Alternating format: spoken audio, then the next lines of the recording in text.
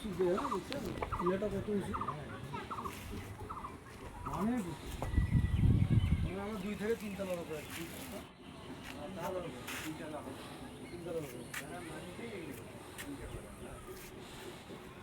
এটা তো আরো উঁচু। আমি এখন দাঁড়িয়েছি ঐতিহাসিক বেহুলা লক্ষীন্দরের বাসর ঘরে।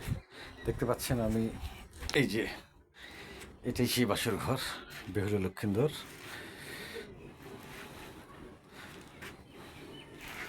মহাস্থানগড়ের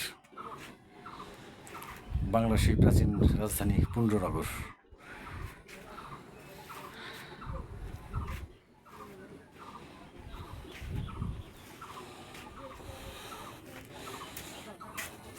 পুরো বাসর ঘরটা আপনাদেরকে দেখালাম।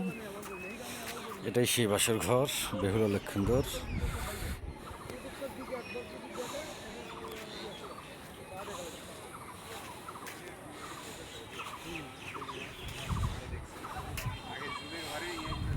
সেটাই তো বলছি, দেন কত ভাবে কত আঙ্গি ভঙ্গি দিয়ে ডিজাইন করছে। হ্যাঁ এবং ডিজাইনটার মতো কত আর্ট, তাজমহল আর কত কত চওড়া করে করছে। এগুলো কিন্তু চুন ফুরকি সব, এই সিমেন্ট নয়, চুন ফুরকি। এবং এগুলো কিন্তু বেশি পোড়া মাটি না। আর আমি